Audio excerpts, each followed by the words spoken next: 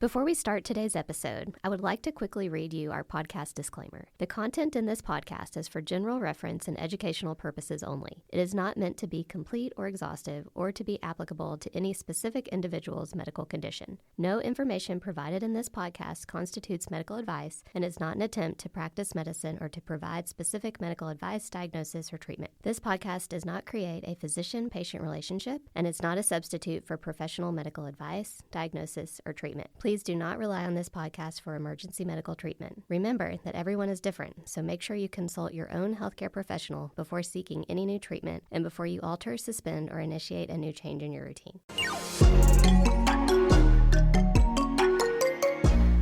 Welcome to The Starting Gate. We're your hosts, Dr. Kitty Dotson and Dr. Sarah Sheets, two internal medicine doctors who spent years practicing traditional primary care.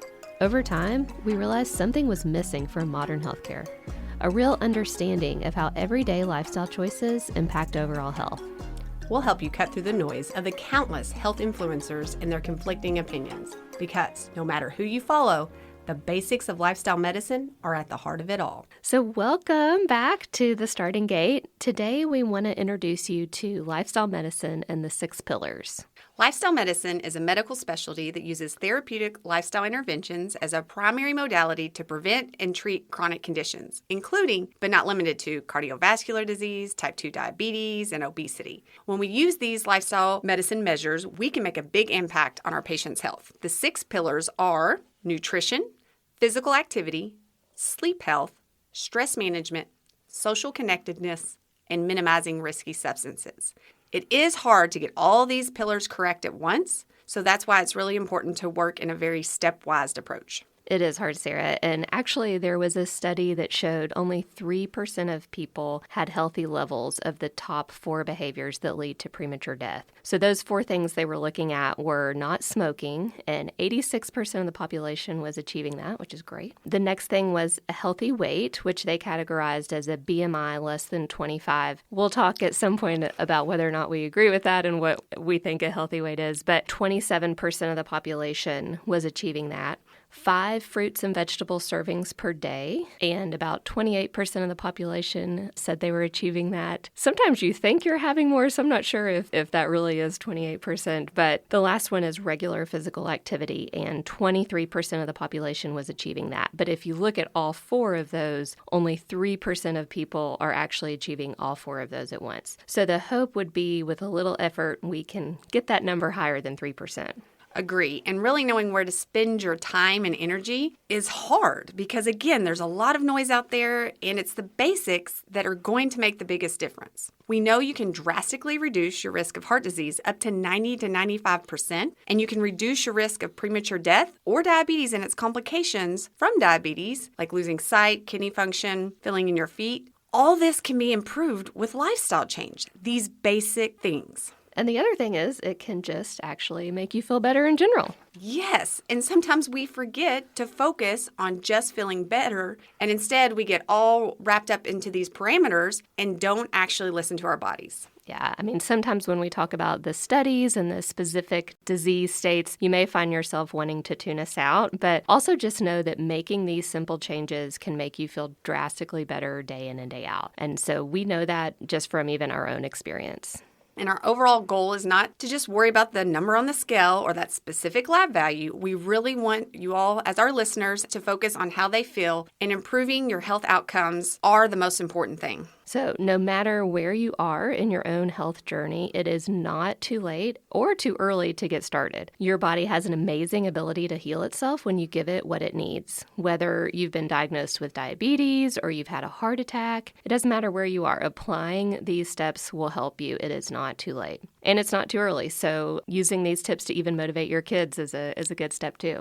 So we want to take a moment and go through each of these pillars to give you an idea of how each of them impact your health. We also want to get you started reflecting on your current lifestyle habits. Today, you may not come away with specific habits you need to start. We'll get into that next week, but instead, we want you to think about where you are currently, because doing that assessment is very powerful and will help you figure out what areas you need to focus more time on when you get started. We'll start with nutrition. One of the biggest things that we do not say enough is food is medicine. We see the outcomes of poor diet on a regular basis, and poor diet is responsible for more deaths globally than tobacco, high blood pressure, or any other health risk that we ever talk about. Dietary habits are responsible for 1 in every 5 deaths globally. Nutrition is so important. Food is medicine. You're really going to get sick and tired of hearing this, but we're going to say this over and over. Food is medicine. And so just thinking about what does lifestyle medicine recommend about nutrition, it's really thinking about eating whole foods. And this is something I had not been that conscious of before I started studying lifestyle medicine specifically. I felt like I had a decent diet because I did eat fruits and vegetables pretty regularly, but I also didn't realize how much ultra-processed food I was eating because I was trying to get what was marketed as healthy. And it's pretty amazing what some of these companies can put on the front of their packaging to make you think that something is healthy. But now that I've learned more, I realize that it's looking at the ingredients and things that make up the food that's most important. So ultra-processed food makes up more than half of the calories consumed in the U.S. diet. And there was a study in the British Medical Journal from 2019 that showed more than 4 servings per day of ultra-processed food is associated with a 62% relative increased hazard for all-cause mortality. And each additional serving on top of those 4 was an 18% more risk. So you may think, oh, 4 servings, that seems like a lot, but it's actually really easy to get in a day. And I'd say the vast majority of people are getting more than that. So, for example, if you had a breakfast bar or a pastry or cereal, then that's 1 serving. And often for cereal, most people eat more than the serving size. So if you are someone that eats cereal, if you take the time to look at the serving size on your cereal box, you may see that you're eating 2 servings. So that would count as 2 servings of ultra-processed food. Then if you had a sandwich and chips for lunch, there's 2 more servings. So you're already at either 3 or 4. And then for dinner, let's say you try to do something you think is healthy, like a lean cuisine, but that's also an ultra-processed food. And so now you're all the way at 4. And then if you have dessert or cookies or anything else after dinner, now you've added another serving. So you can see how it's really easy to get up to 5 or 6. And then, snacks are more. Also drinks, if you're drinking anything with sugar in it, then we may be getting to even higher numbers than that. So for now, we want you to just stop and reflect on what am I eating and what would count as ultra-processed food throughout the day. And just notice it and kind of see where you are. So when we think of the reverse and we think about whole foods, we want to think about food items that are a single ingredient: broccoli, carrots. When you eat this way, you automatically minimize a bunch of other things like added salt in the diet. You're going to decrease preservatives. You're going to decrease those added sugars, decrease those unhealthy fats, and it makes everything less complicated. That's why you always hear the recommendation to shop the perimeter at the grocery store, because that's where we find those whole foods. Also, when you start eating more whole foods and get to that 5 servings of fruits and vegetables, you're increasing your fiber intake, which we know most Americans are not actually getting those recommendations. Protein is also very important, and it's even better when you get protein through these whole food options as well. And buying local makes it even better. So when it comes down to it, these simple things are going to reduce your risk of chronic disease. It isn't a complicated idea. It could be hard to do, but overall, nutrition advice just needs to be focusing on whole food nutrition. That's right. And really, as far as nutrition goes this week, where we want you to start is just observing your own habits. And do not be judgmental. Just observe and look at the labels and look at the ingredient list of all the things in your pantry and the things you're using on a regular basis. When I started doing this, I was really shocked at how much sugar was in things that I didn't realize before. So remember, when you're looking at the ingredient list on the package, the ingredients used in the greatest amounts are listed first. So those first 1, 2, 3, 4 ingredients, those are the ones that are most prominent in that food. So I was shocked to see sugar or something else that's disguising its name but is also sugar listed in the top 3 or 4 ingredients, especially in things like sauces or even salad dressings that I thought were healthy and just other things that I would not have thought would be high in sugar. So just pay attention to this. And there are also lots of free apps out there like MyFitnessPal where you can log for a few days. And if you do something like that, you can get an idea for how much fiber you're getting in, because you may think you're getting in a lot more than you really are. And this would help you keep track of your fruits and vegetables and pay attention to what you're drinking as well. So at this point, you don't even have to make a change. We really just want you to pay attention and see where you are on things. Look at that ultra-processed food that you're getting in. Start looking at your ingredient list, and you'll find that you get more motivated to make a change when you pay attention to this and see what it is you're actually consuming. Yes, gathering information can be such a great motivator as well once you have that information, and we want to empower you to have that. And you really don't realize how far you are from these guidelines until you actually pay attention to it. But with that all said, we never want our listeners to feel ashamed about their current habits. Our environment that we have grown up in and are surrounded by on a daily basis promote all these things. So please do not feel shame if you're not meeting current guidelines. We want to be here to help coach you through that and teach you how to navigate all this. And instead, just being curious and being aware so you can overall improve your nutrition goals. Okay, well, let's move on to our next pillar, physical activity. The Aerobic Center longitudinal study was a study that looked at a sample of women over 35 years, and there were over 50,000 participants in this. And it showed that low cardiorespiratory fitness was the number one cause of preventable death. And this was even higher than hypertension and diabetes and was comparable to the risk associated with smoking, which is kind of incredible. We know that if you can reduce the hours you're sitting from, let's say, 6 hours a day to 3 hours a day, that can add 2 extra years on your life. Walking 90 to 150 minutes a week can add over 2 years of life. And replacing 30 minutes of sitting with low-intensity exercise like walking can reduce early death by 17%. So people think about exercise usually in relation to weight and cardiovascular disease, but it's also beneficial in other areas of health. It independently reduces the risk of diabetes, colon cancer, and even breast cancer.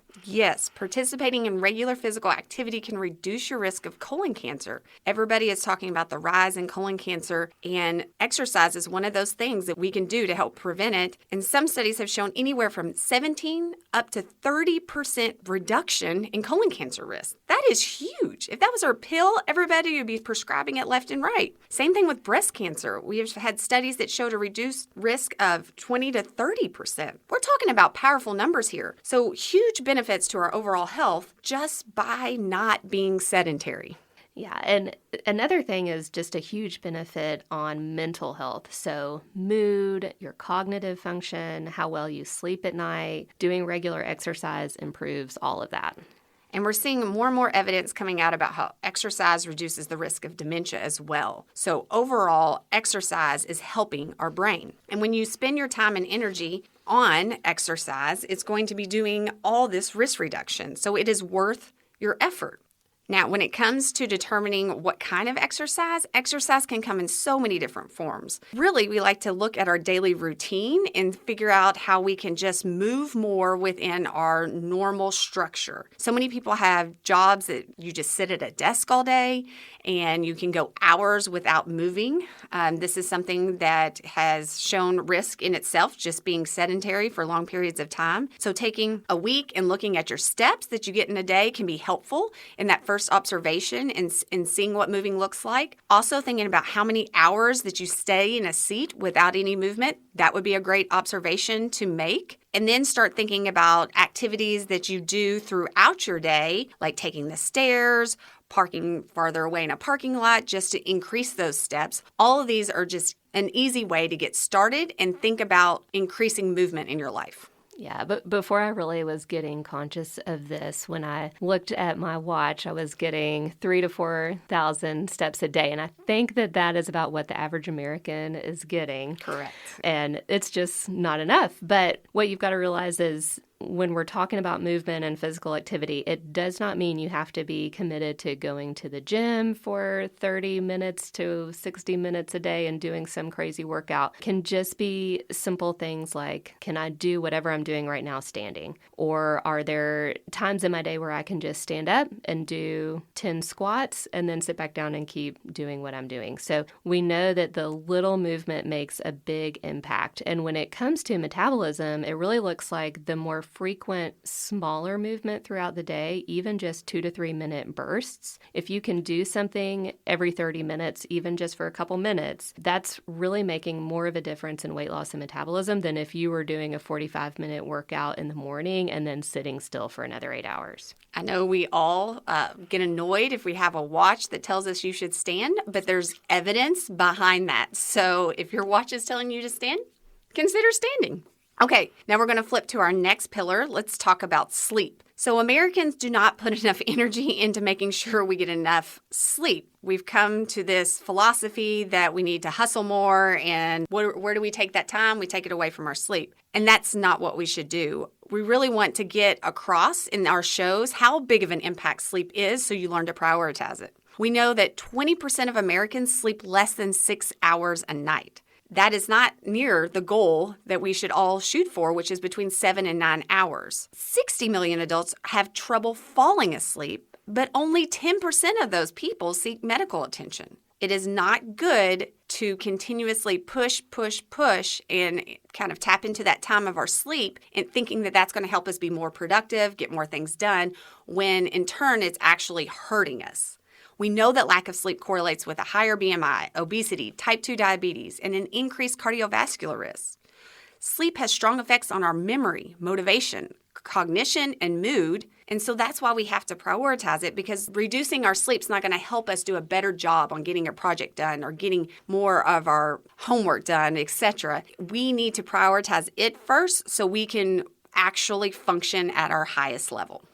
Yeah, and I totally understand what you're saying, Sarah, when you're saying stealing time from sleep, because I have done that my entire life, and I have nice big bags under my eyes to prove it for the rest of my life now. But I had always thought, well, okay, as long as I'm getting at least 5.5 hours of sleep, I'm okay, I can make it. And it wasn't until I changed to getting 7 hours of sleep that I've really been shocked by how much better I feel. And now I understand why this needs to be a priority for everyone. So once you make some changes and experiment with some things like not eating late at night, not staying up late to watch a show, you'll really notice how much better you sleep and how much better you feel the next day. And when you find that, you'll find yourself just wanting to continue to do those better sleep habits at night. It is incredible what sleep can do. Some big reflections we want you to have this week to kind of start getting in tune with your sleep is thinking about, what are you doing to wind down? What do you do right before bed? What are you doing to set yourself up to relax before you're going to sleep? This is one area that I work with patients on a regular basis and analyzing this and making adjustments, especially if you're having trouble falling asleep at night. That's where we always want to start, in that wind down routine before getting in bed. And then also thinking about, what does a week of sleep look like? Am I consistent? Am I helping out my circadian rhythm, or am I having different awake times and bed times all throughout the week? Because that's hard on your body. Analyze your sleep environment. What does that look like? Is the temperature correct? Is it dark enough? Is it too noisy? Do I need earplugs? All these things can help you get higher quality sleep. We'll go into more detail in future shows. But to start, again, we want you to reflect on your current habits and see where you stand. When you do not get enough sleep, you always feel more stressed. And that leads us to the next pillar, which is managing stress. So 80% of primary care visits are related to stress and lifestyle. I'm going to pause and say that one more time. 80% of primary care visits are related to stress and lifestyle. That is why we are doing this show, because it's being ignored. You know, our world is constant stress, whether it's taking care of others, like your kids or your parents, or dealing with stressors at work, or dealing with time constraints or family relationships, finances, even just things like the pressures of social media. It's a constant stream of stress all day long for all of us, and we really have to give it the attention it deserves, because the impact of stress is broad. It is not just that it leads to depression or a bad mood. It affects all the systems in your body. There was a study who looked at women with work stress and the development of diabetes over time. And in the women that characterized their work stress as high, they were 2 times more likely to develop diabetes than those that perceived less stress at work. So that's crazy. Just feeling stress throughout the day increase these women's risk of diabetes by 2. It also has an impact on your cardiovascular system, and we know depression is a risk factor in itself for developing heart disease. So you really need to give your stress thought and attention. And it's not always the thing that you want to give a lot of thought and attention because it requires being really honest with yourself and maybe even dealing with some things you've been putting off. But the rewards are there if you take the time and energy to do it. And we know that it's impossible to eliminate all stress from our life. It's going to be there. We just have to learn how to manage it and manage our reaction to the stresses that are coming at us. This is something I learned so much more about with lifestyle medicine. I was not asking patients about their stress in primary care visits or if they had healthy ways of dealing with it. Americans need tools to deal with the significant stress in our lives today. And some of the ideas we're going to talk about are things like using exercise, meditation, mindfulness, stretching, music, breathing exercises. It's a large list of things that we can use. You just have to know what is a healthy way to manage your stress. One thing I always like to ask my patients is to complete this sentence for me. When I'm stressed, I blank. If you've never thought about it before, you may not realize what you do when you're stressed. But taking this moment to reflect on that can be very powerful because you can quickly realize, ooh, I'm leaning into not healthy techniques to manage this stress. Maybe I can replace it with something that is healthy and will better help how my body reacts to the stress in my life. And even pay attention to things like, am I feeling stressed at the same times of day? There might be certain times at work or certain people you know you have to interact with at work that you know you're going to be feeling stressed after. It may be just fighting traffic on the way home that's going to get you feeling really riled up. Or something like when you get the kids home and need to start on homework, just pay attention. Is there something that's happening on a daily basis where you always feel that increase in stress? And if you're ready for it, you can think about a better way to handle it. You know you're going to be stressed at 4 o'clock every day because of X, Y, or Z. So you can go ahead and think, okay, when that happens tomorrow, I'm going to do this. Or if that doesn't work, here's plan B of what I'm going to do when that stressor happens. And all this is so we can decrease that sympathetic response and increase the parasympathetic response that our body needs to rest and digest. Again, be curious, ask questions, and think about your daily routine this week and how it's making you feel. Okay, on to our next pillar, social connection. You cannot talk about social connection without talking about this study, but there was a Harvard study that has followed participants for 75 years. And in this study, it showed social connections was the biggest predictor of happiness and longevity over anything else. That is so powerful. So why is this advice not something that we provide to our patients on a regular basis? I don't know, because it is so big. You need to make time to talk about it. But I have to say, even during the pandemic, if we learned anything, it was the power of this pillar. Because when we took away people's social connection, we saw the negative impacts it had on our health.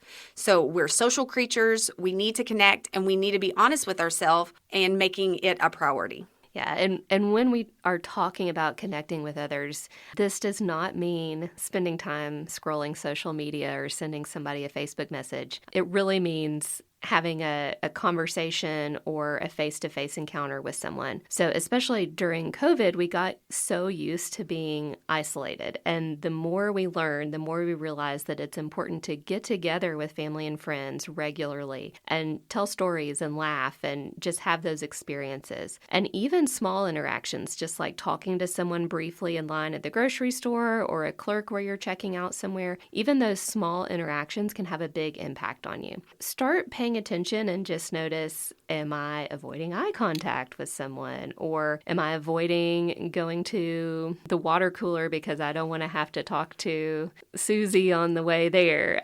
Am I saying no to invitations to go get lunch or to go take a walk with someone? So just be conscious of what you're doing and try to push yourself to engage with others a little more. Also, you want to focus on those relationships that you feel like are filling your cup. Not all interactions are created equal. You could be in a job that keeps you socially interacted all day, but that's not what filled your cup. and that can still make you feel lonely. So again, focusing on anytime you're with certain people, do they make you feel better, right? These are the social connections that you want to prioritize. And if you feel like you're not receiving that, it's time to look for a group of people or join an interest group where there's people that have similar interests as you. Just putting yourself out there can be such a reward of finding that group of people that's going to help you feel connected. And the last pillar that we wanted to talk about is minimizing risky substances. So this is referring to smoking cigarettes, drinking alcohol, and drug use. And most people understand that there are benefits to avoiding this, but we're finding more and more benefits all the time. And the other thing is somebody may understand the benefit, but it still may be hard. Just like 70% of people that smoke actually want to quit. But at this point, we really just want you to start thinking about, am I smoking? Am I taking over-the-counter or prescription drugs in a way that I shouldn't be? Am I drinking too much alcohol? And just reflect on why you're doing that. You don't even have to make a change at this point. Just really observe yourself again. Are you drinking wine every night because you can't figure out another way to unwind after work? I mean, this is a really common thing that people go to. It is. And we definitely saw a rise in that after COVID. Alcohol increased when we took away those social interactions that we needed and we started to lean into alcohol, which is not necessarily the best way to cope. Again, pause, think about how is my relationship with each of these? How can I improve? Why am I using it? And if I need help, reach out to a professional. This isn't something that you have to do alone. Many of these substances are highly addictive, and having someone there to give you all the resources that are available is crucial if you're wanting to make a change. So I know that this is a lot that we're telling you to reflect on, but really we just want you to start paying attention to yourself throughout the day because all of these things happen throughout the day. You're going to eat multiple times throughout the day. You're going to interact with people. You're going to be encountering stress. You've got to go to sleep. So just start observing yourself and do it without judgment. Just be curious and see, where can I make a change in X, Y, and Z? If you watch, you'll likely realize that there's one or two areas that you're really needing more strongly to make a change in. And that's going to be the best place for you to start because we don't expect you to try to change all 6 of these things at once. And just a reminder of what those 6 things are: nutrition, physical activity, sleep health, stress management, social connection, and avoiding risky substances. And next week, we're going to talk about how to start small habit change for each of these pillars so you can make improvements to your health today. So we hope you enjoyed the show. Please follow and subscribe and leave us feedback. We want to hear from you so that we can make sure we're covering your questions and giving you the help you need to get started with your change. Talk to y'all next week.